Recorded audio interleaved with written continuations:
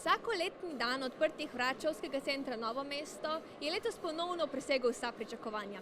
Športno dvorano Leona Stukla so zopet napolnili dijaki 8. in 9. razredov dolenjskih osnovnih šol. Dijaki, tako kot vsako leto, tudi letos aktivno sodelujejo na stojnicah svojih šol. Povprašali smo jih, kako svojo smer izobraževanja predstavljajo mlajšim generacijam. Na tej mizi specifično imamo maketo električne omarice in kako je izvezana. Imamo predstavljen načrt in potem lahko, kdor pride, lahko sam, če hoče, zveže, če ne, pa mi pokažemo, kako se zveže. Predstavljene imamo tudi izdelke bivših zaključnih letnikov. Imamo predstavljen tudi tam krmiljenje motorja in pneumatiko, tukaj je regulacija toplote, tukaj veliko stvari, vse se najde za vsakega. Kar se tiče elektrotehnike, smo tukaj pripravili 3, razstavne prostore. Na prvem prikazujemo predvsem stvari iz krmilje in avtomatike. Na drugem so bolj pretežno inštalacije. Tukaj za nami so pa še izdelki naših bivših dijakov. Zadnji otoček, ki ga pa tamle vidimo, je pa praktični pouk z področja elektrotehnike. Z dijaki 4. letnikov smo danes na stojnici, kjer predstavljamo praktični pouk na elektrošoli, predstavili nekaj izdelkov, ki jih dijaki izdelajo v 1. letniku. Predstavili smo tudi en izdelek, to je LED kocka, ki ga si dijaki lahko izberejo za 4. predmet na maturi. Imamo tudi demonstrativno tablo za testiranje varnosti električnih naprav, različnih naprav, in to lahko tudi vsak tudi sproba. Pripravljene imamo tudi spajkalnike, da tudi vsak bodoči dijak naše šole lahko sproba malo spajkati in prispajkati kakšen elektronski element. Pripravili smo v bistvu zgodovino računalnikov, tu par osebnih projektov naših dijakov. Tam so predstavljene tudi podatkovne baze in pač konfiguracijo mreže.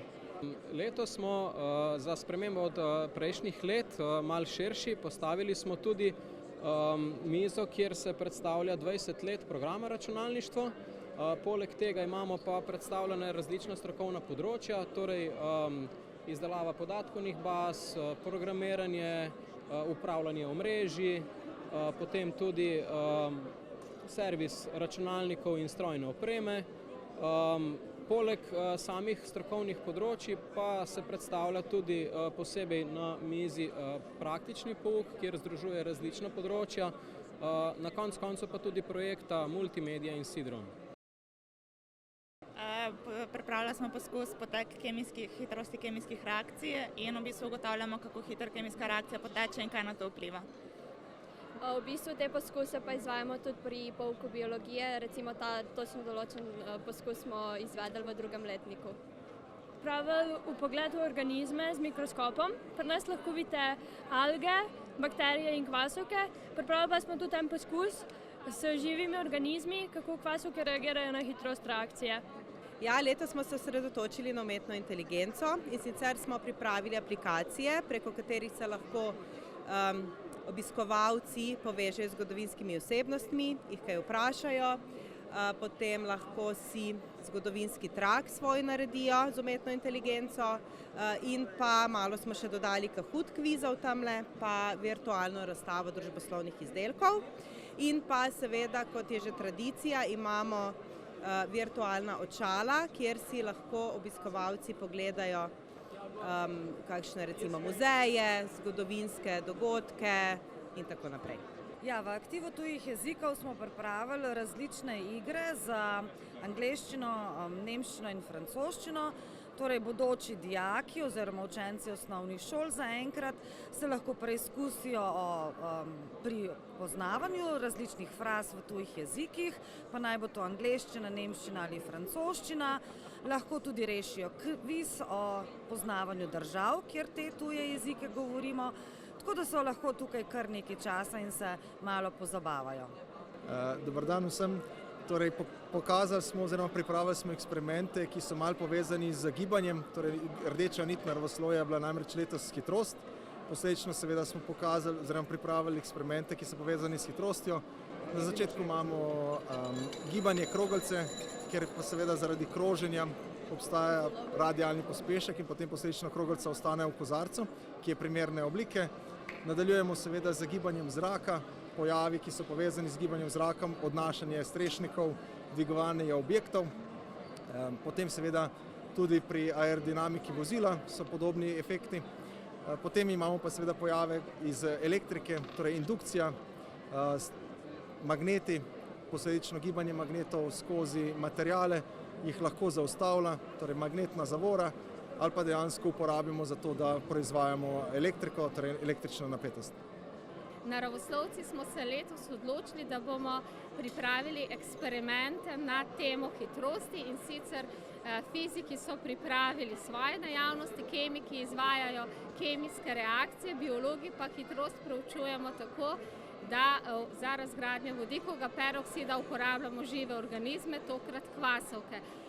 Ker so pa kvasovke našim očem nevidne, smo pa pripravili še mikroskopske preparate, tako da lahko obiskovalci si kvasovke ogledajo tudi pod mikroskopom. Z Multimedijo smo za dan odprtih vrat pripravili livestream za Radio Krka, kjer je vsak program na šolskem centru, se pravi strojna, lesna, vzgojiteljska, vsi so se prišli predstaviti na Radio Krka, tu smo mi lepo zapakirali en tak posnetek oziroma nek livestream, kjer ga smo potem predvajali na YouTube od Radio Krka ter na naš Arnes, na sc-tem.tv. Za ozadje smo pripravili green screen, kjer smo naredili tako virtualno okolje, v katerem so bili posneti. Za današnji dogodek smo pripravili kar veliko projektov. Eden izmed njih je največji projekt Biosfera, ki je v sklopu šolskega centra in v njem sodelujejo gradbena šola, vzgojiteljska tudi, zdravstvena šola, kemijska, elektrošola, strojna, ki je projekt celega šolskega centra, not bojo pa biologi, kemisti in fiziki opravljali neke svoje razne poskuse. Potem najbolj zanimivo, kar pritegne dijake, je dron enega dijaka, potem Lego roboti, ki zelo pritegnejo dijake. To je priložnost, da se pokažemo javnosti in pa da javnosti tudi pokažemo to, da skupaj z dijaki gradimo šolo znanja in pa šolo dobrega počutja. In to je vsekakor priložnost za ene in druge, tako za obiskovalce kot vas dijake in nas profesore. Torej, dan odprtih vrat je dejansko obrnjena šolska realnost. Torej, v šoli ocenjujejo učitelji in sprašujejo dijake, zdaj pa je ravno kontra, se pravi, bodoči učenci, njihovi starši in drugi zainteresirani pridejo, sprašujejo nas, kaj delamo, kako delamo, vas, kako se tukaj počutite, in nam potem na podlagi tega dajo oceno, se pravi, ali smo vredni njihovega zaupanja in se bodo otroci upisali k nam ali se ne bodo upisali. Drugače pa ankete, ki jih delamo med dijaki prvih letnikov zadnjih 5 let, kažejo, da je glavni razlog za odločitev za nek program zanimivost posameznega področja, in dan odprtih vrat je ravno zlata priložnost za to, da se zanimivost posameznega strokovnega področja najlepše pokaže.